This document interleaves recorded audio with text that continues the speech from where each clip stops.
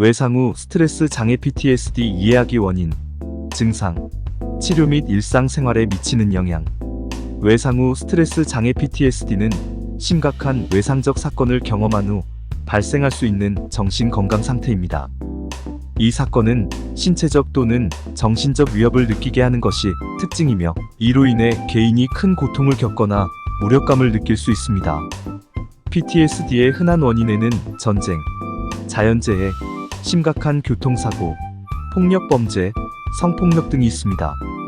이러한 사건들은 갑작스럽고 예측할 수 없으며, 피해자는 자신이나 타인의 생명이 위험에 처했다고 느낄 때 PTSD를 경험할 확률이 높아집니다. DSM-5에 따른 주요 증상은 다음과 같습니다. 재경험 외상 사건을 반복적으로 떠올리게 되며, 이는 악몽, 강렬한 기억, 혹은 플래시백의 형태로 나타날 수 있습니다. 회피 외상과 관련된 사람, 장소, 활동, 생각 또는 감정을 피하려는 경향이 있습니다. 부정적인 인지와 감정의 변화 외상 이후 자신이나 타인에 대한 부정적인 생각이나 무력감, 절망감을 경험하고 사회적으로 소외감을 느낄 수 있습니다. 각성 증상 잠들기 어렵거나 쉽게 놀라거나 화를 잘 내는 등의 각성 증상을 보일 수 있습니다. 치료 옵션은 다음과 같습니다. 인지행동치료 CBT 생각과 행동 패턴을 식별하고 외상 사건에 대한 부정적인 인식을 재구성하는 데 도움을 줍니다. 약물 치료 우울증, 불안 등의 증상을 완화하는 데 사용될 수 있는 약물을 포함합니다. EMDR 안구운동 민감소실 및 재처리 외상 기억을 처리하고 정서적 반응을 감소시키는 기법입니다. PTSD의 일상생활과 감정에 미치는 영향은 광범위합니다. 예를 들어 교통사고를 겪은 한 사람이 사고와 유사한 장소나 소리 차량의 경적 소리 등에 매우 민감해질 수 있습니다. 이러한 사람은 운전을 피하고 더 큰 불안감을 느낄 수 있으며 일상적인 활동조차 어려워질 수 있습니다. 또한 PTSD를 겪는 사람들은 종종 고립감을 느끼며 사회적 관계가 악화될 수 있습니다. 이러한 이해를 바탕으로 PTSD는 단순한 스트레스를 넘어서는 심각한 조건임을 알 수 있습니다. 이 상태는 전문적인 도움을 필요로 하며 적절한 치료와 지원을 통해 관리될 수 있습니다. 외상 후 스트레스 장애 PTSD를 겪고 있는 환자에게 접근할 때는 개별적인 상황과 필요에 맞춘 다양한 접근 방법을 고려하는 것이 중요합니다. 다음은 효과적인 접근 방법들입니다. 개인화된 치료 계획, 환자의 구체적인 증상, 외상의 종류, 생활 환경 등을 고려하여 맞춤형 치료 계획을 수립합니다. 이는 치료 효과를 극대화하고 환자 개개인의 요구에 부응할 수 있게 합니다.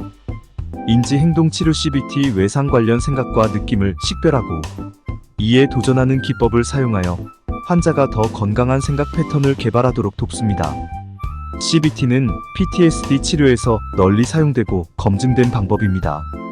EMDR 안구운동 민감소실 및 재처리 환자가 외상 기억을 다시 경험하면서 동시에 이중주의 작업의 안구운동을 수행함으로써 외상 기억의 감정적 영향을 감소시키는 기법입니다.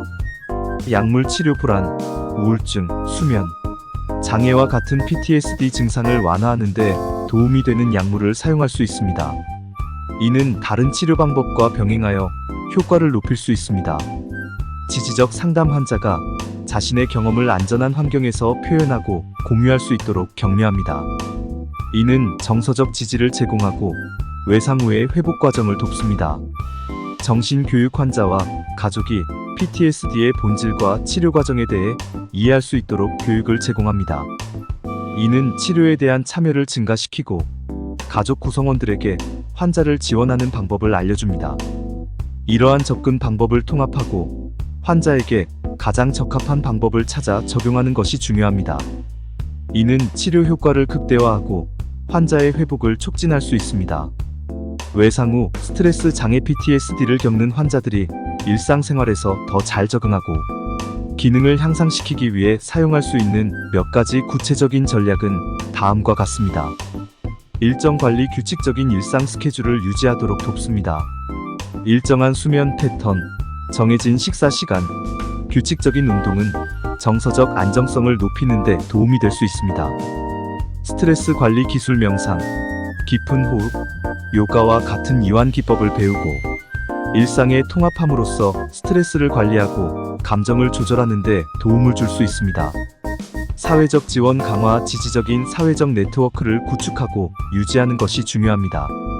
가족, 친구, 지원 그룹, 치료사와의 지속적인 연결은 회복 과정에서 중요한 역할을 합니다. 노출 치료, 치료사의 도움을 받아 PTSD 환자가 회피하려는 상황이나 활동에 점차 노출되도록 함으로써 이러한 상황을 견딜 수 있는 능력을 키울 수 있습니다. 기술 훈련과 자기 도움 도구, 적절한 기술 훈련 프로그램을 통해 취업 준비성을 향상시키거나 스마트폰 앱을 사용하여 기분 변화를 기록하고 스트레스 대처법을 학습할 수 있습니다. 건강한 생활 습관, 채택, 건강한 식사, 규칙적인 운동, 충분한 수면은 전반적인 건강을 증진하고 PTSD 증상을 완화하는 데 도움이 됩니다. 전문적인 치료 참여, 지속적으로 전문적인 치료를 받으며 약물 치료나 대화 치료를 통해 정서적, 심리적 건강을 관리합니다. 이러한 전략들을 통해 PTSD 환자들은 일상생활에서 더 나은 적응을 할 수 있으며 삶의 질을 향상시킬 수 있습니다.